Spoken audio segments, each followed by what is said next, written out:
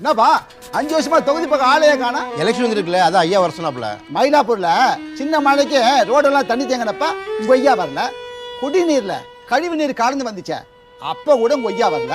எங்க மயிலாப்பூருக்கு எந்த நல்லதுமே செய்யாம வீட்லயே ரெஸ்ட் எடுத்துக்கணும். உங்க ஐயாவை நிரந்தரமா வீட்லயே உட்கார வைக்கலான்னு முடிவு பண்ணிட்டோம். நீ சொல்றத பார்த்தா ஐயா பதவிக்கே வேட்டா. உங்க ஐயாவுக்கு வைக்க போற பேட்டு இந்த தொகுதியை மேம்படுத்த போற தாமரைக்கு தான் எங்க ஓட்டு.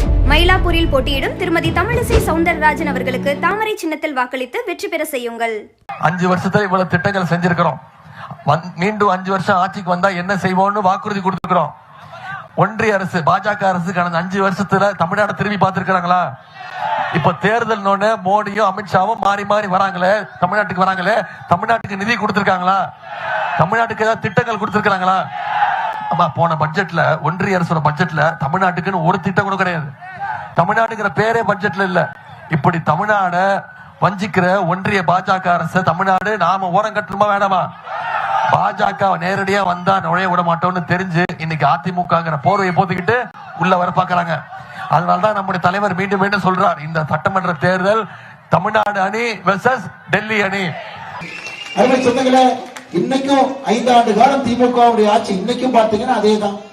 ஐயா கருணாநிதி அவர்கள் கூவத்தை சுத்தம் பண்றாங்க. மக்களும் பார்த்து கேட்டாங்க, 1000 கோடி நீங்க 500 கோடி நீங்க கூவம் அப்படியே இருக்குது, நாங்க போய் பார்க்கலாமான்னு கேட்டது. கருணாநிதியை சொன்னாரு, உள்ள போனீங்கன்னா முதலையெல்லாம் இருக்கு, போகாதப்பா அப்படின்னாரு. அதனால கூவத்துக்குள்ள யாரும் பேர் உள்ள பார்க்கல, வெளியே இருந்தா பாக்குறேன். ஸ்டாலின் ஐயா, நான் அடையாறு சுத்தம் பண்றேன்னு ஆரம்பித்து கடந்த 5 ஆண்டுகள்ல 1500 கோடி ரூபாய் அடையாறு ஆற்றை சுத்தப்படுத்துவதற்காக நிதி ஒதுக்கி இருக்கின்றார்கள். அந்த 1 ரூபாய்க்கான வேலையை கூட நடந்ததாக உங்களுக்கு எனக்கும் தெரியாது. மீனவர்களுக்கு 2 லட்சம் வீடுகள் கட்டி கொடுப்போம் என்று சொன்னார்கள். குறிப்பாக சென்னைக்குள்ள மட்டுமே 40,000 வீடுகள் மீனவர்களுக்கு, ஒரு வீடு கூட கட்டி கொடுக்கலீங்க. சிங்கார சென்னை பேக்கேஜ் 1, 2, 5,000 கோடி ரூபாய் மத்திய அரசு கிட்ட இருந்து வாங்கிட்டாங்க. ஆனா அடுத்த கனமழை சென்னை வரும் பொழுது அண்ணன் எடப்பாடி பழனிசாமி அவர்கள் மே 4க்கு பிறகு முதலமைச்சராக வந்த பிறகு மறுபடியும் மழைநீர் வடிகால் வாரியத்தை நம்ம சரி பண்ணிட்டு ஆகும். அதெல்லாம் சும்மா உப்புக்கு சப்பானியாக. ஒரு படத்துல இந்த விவேக் பாத்தீங்கன்னா அந்த ஜிம்முக்கெல்லாம் ஒட்டி வச்சிட்டு இருப்பாரு. நைட்டு ஃபுல்லா காலையில அந்த பாட்டி தூக்கி எறிகிற மாதிரி தான் அந்த வேலையை செய்து வைத்திருக்கின்றார்கள். சிங்கார சென்னையை சிங்காகிற சென்னையாக மாட்டி இருக்கின்றார்கள் கடந்த 5 ஆண்டு காலத்துல. அருமை சொந்தங்களே, ஆபரேஷன் கஞ்சா பார்ட் 1, பார்ட் 2, இவங்க இஷ்டத்துக்கு பார்ட் 3, பார்ட் 4, பார்ட் 5 இவங்க இஷ்டத்துக்கு பண்ணிக்கிட்டே இருந்தாங்க. மொத்தமாக தமிழகத்தில் அவங்க கஞ்சா பிடிச்சது 65,000 கிலோ தான். 1825 நாள்ல வெறும் 65,000 கிலோ. இன்னைக்கு எல்லா பக்கமும் திராவிட முன்னேற்ற கழகத்துடைய பொறுப்பில் இருக்கிறவங்களே கஞ்சா வைக்கும் பொழுது எப்படி நம்முடைய குழந்தைகளுக்கு ஒரு பாதுகாப்பு கிடைக்கும்? சென்னையினுடைய தலைநகரத்தை பாருங்க, தமிழகத்தினுடைய தலைநகர் சென்னையில அண்ணா பல்கலைக்கழகத்தினுடைய மாணவிய பாலியல் வன்கொடுமை செய்திருக்கக்கூடிய திமுகவுடைய பிரமுகர், அது மட்டும் இல்ல ஒரு தேசிய கட்சியினுடைய மாநில தலைவரை கொடூரமாக இங்கே வெட்டி கொண்டிருக்கின்றார்கள். எந்த விதமான பாதுகாப்பு இங்கே பொதுமக்களுக்கு இருக்குன்னு யோசிச்சு பாருங்க. கடந்த 5 ஆண்டு காலத்துல படுகொலைகள் மட்டுமே 8008, பெண்களுக்கு எதிரான கற்பழிப்பு வழக்குகள் ரேப் மட்டுமே 2080. அருமை சொந்தங்களே, நம்முடைய குழந்தை செல்வங்கள் பாதுகாப்பான ஒரு மாநிலத்தை வளரணும். அதற்கு கோகுலா இந்திரா போன்றவர்கள் சட்டமன்றம் என்பது ஆரம்ப படி. அதன் பிறகு கட்சி இருக்கு, ஆனால் எடப்பாடி அவர்கள் முடிவு செய்வார்கள் எல்லாம் எந்த அதிகாரத்துக்கு போறாங்க. உயர்ந்த அதிகாரத்திற்கு மகளிர் அமரும் பொழுது மட்டும்தான் அந்த ஆட்சி அதிகாரத்துல பெண்களுடைய குரல் ஆட்சி அதிகாரத்துல வரும். அதனால் நீங்க ஒரு சட்டமன்ற உறுப்பினருக்கு மட்டும் வாக்களிப்பதாக நான் இங்கே கருதவில்லை. அதையும் தாண்டி அக்கா கோகுல் இந்திரா அவர்களை உயர்த்துவதற்காக, உங்களை உயர்த்திக் கொள்வதற்காக நீங்கள் வாக்களிக்கின்றீர்கள். அருமை சொந்தங்களே, அக்கா அவர்கள் உங்களுக்கு எல்லா இடத்திலும் கூட வாக்குறுதி கொடுக்க ஆரம்பிச்சுட்டாங்க. உங்களுடைய முக்கிய கோரிக்கை என்னன்னா, அமைந்தகரை மற்றும் அரும்பாக்கம் பகுதியில் வாழும் மக்களின் நீண்ட நாள் கோரிக்கையான குடியிருப்பிடத்திற்கான பட்டா. ஐயா, இதை திமுக காரன் 10 வருஷமா பேசிக்கிட்டே இருக்காங்க. அதை மறுபடியும் இன்னைக்கு இருக்கக்கூடிய திமுக வேட்பாளர்கள் பேசுறாங்க. ஆனா இதை செய்ய வேண்டும் என்றால் ஒரு மனது வேண்டும், ஆட்சியில் அந்த திறமையும் திறன் இருக்கணும். ஆனால் எடப்பாடி பழனிசாமி அவர்கள் முதலமைச்சராகவும் அண்ணா நகர் சட்டமன்ற உறுப்பினராக அக்கா கோகுல் இந்திரா அவர்கள் இந்த பொறுப்பில் அமரும் பொழுது இருவரும் சேரும் பொழுது நடக்கும்.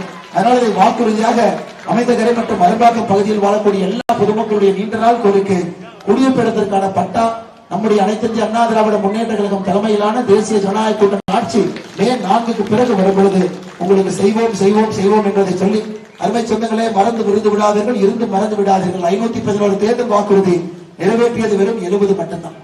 2026 திமுக வாக்குறுதி படிச்சு பாருங்க. 71 வாக்குறுதி 2021 கொடுத்தது அப்படியே கட்டு காப்பி பேஸ்ட் பண்ணாம அப்படியே மறுபடியும் போட்டிருக்கிறாங்க. ஆனா முதலமைச்சர் கேட்டீங்கன்னா 99% நிறைவேற்றி விட்டோம், 99% நிறைவேற்றி விட்டோம் என்று போய் சொல்லுகின்றார். நீங்களே சொல்லுங்க. கேஸுக்கு 100 ரூபாய் மானியம் இல்லை, டீசலுக்கு 4 ரூபாய் மானியம் இல்லை. பகுதி நேர ஆசிரியர் பெருமக்களே, முழுவதுமாக அவர்களை நாங்கள் வெளில எடுத்துக்கொள்வோம் என்று சொன்னார்கள் இல்லை. செவிலியர்களை முழுவதுமாக எடுத்துக்கொள்வோம் என்று சொன்னார்கள் இல்லை. மாதந்தோறும் மின்கட்டணம் என்று சொன்னார்கள் இல்லை. அரசு வேலையை 3,50,000 பேருக்கு அரசு வேலை கொடுப்போம் என்று சொன்னார்கள். வெறும் 94,000 பேருக்கு தான் அரசு வேலை கொடுத்திருக்கிறார்கள். 100 நாள் வேலை திட்டத்தை 150 நாட்களாக ஆக்குவோம் என்று சொன்னார்கள்.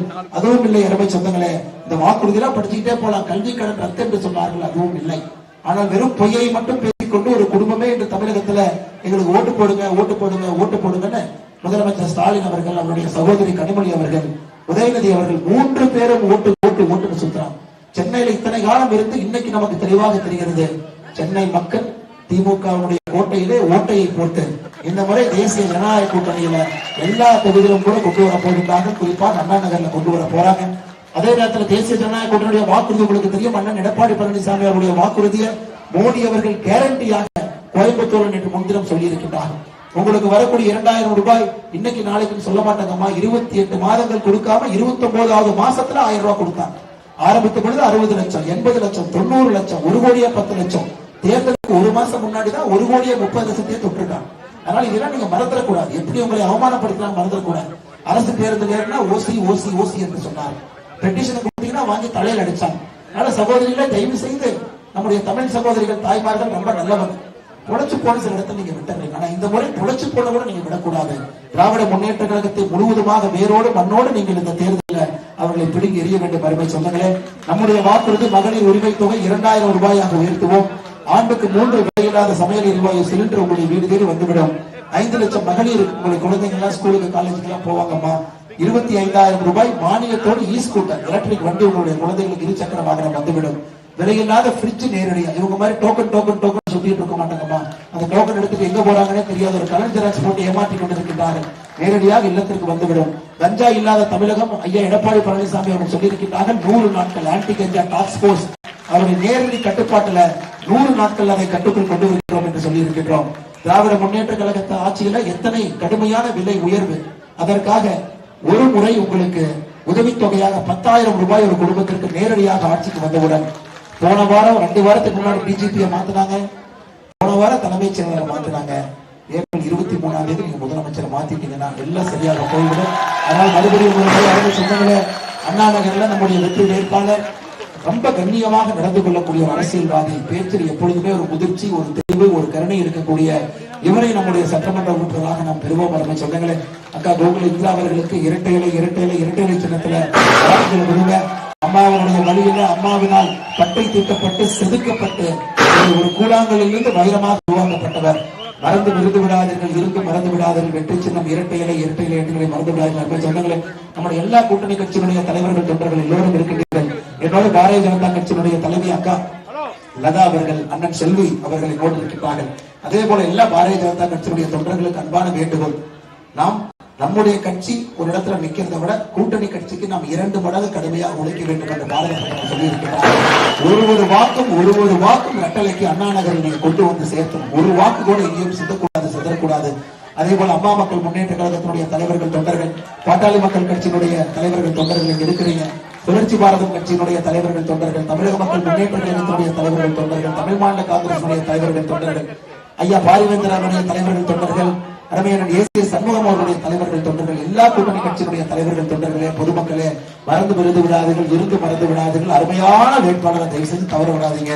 அண்ணா நகர் கார்த்திக் எவ்வளவு கெட்ட பேர் அண்ணா நகருக்கு வாங்கி கொடுத்தாருன்னு தெரியும்.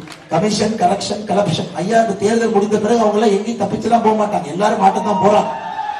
5 ஆண்டுகளாக தமிழகத்தினுடைய கமிஷன், கரப்ஷன், கலெக்ஷனுடைய எபி சென்டராக இருந்ததே அண்ணா நகர் கார்த்திக். இந்த தொகுதியினுடைய சட்டமன்ற உறுப்பினர் தான் முதலமைச்சருடைய மருமகன் சபரீஷனோடு, ஆடிட்டரோடு, சண்முக சுந்தரத்தோடு சேர்ந்து கொண்டு இந்த 3 பேர் போட்ட கமிஷன் ஆட்சி உங்களுக்கு தெரியும். அதனால் தயவு செய்து யாரையும் மன்னிக்காது, தயவு செய்து மன்னிச்சிடாதீங்க. சட்டம் ஒழுங்கு சரி பண்ணணும், உங்களை உயர்த்தணும், தரம் உயர்த்தணும், சிங்கார சென்னையாக மாற்றணும். பேருக்கு தான் திமுக சொல்றாங்க. இதையெல்லாம் செய்யக்கூடிய ஆளுமை நமக்கு வேண்டும். அந்த ஆளுமை நமக்கு இருக்கிறாங்க கோகுல இந்திராக்கா. அதனால உங்களுடைய அன்புக்கெல்லாம் நன்றி சொல்லி, சுற்றிருக்கின்ற வெயில்ல இனிமையாக சிரித்த முகத்தோடு, வெயிலை பொருட்படுத்தாமல், நாளைக்கு தேர்தல் பிரச்சாரம் முடிவதாக இருந்தாலும் கூட உங்களை பார்க்கும் பொழுது வெற்றியை உறுதி செய்துவிட்டு களத்துக்கு நாம் எல்லாம் வந்திருக்கின்றோம். அப்படி இருந்து மருமை சொந்தங்களே, கண் துஞ்சாம நம்ம ஏமாந்து விடக்கூடாது. இன்றும் நம்ம கடமையை செய்யணும், நாளைக்கு நம்ம கடமையை செய்யணும். 22ஆம் தேதி தேர்தல் ஆணையம் 1+4 5 பேர் வரைக்கும் மைக் இல்லாம நீங்க வீட்டுக்கு போன அனுமதி இருக்கு. அதையும் நீங்க செய்யணும். நம்முடைய வேட்பாளர்கள் செய்ய வேண்டிய வேலை 23ஆம் தேதி சாயந்தரம் 7 மணி வரைக்கும் வாக்குப்பெட்டியில அந்த வாக்கு முடியும் வரை நாம் தொண்டர்கள் உழைக்கணும். அதுதான் கூட்டணியினுடைய தர்மம். அதனால பிரச்சாரம் முடிஞ்சிருச்சுன்னு 2 நாள் சுணங்கிறாதீங்க.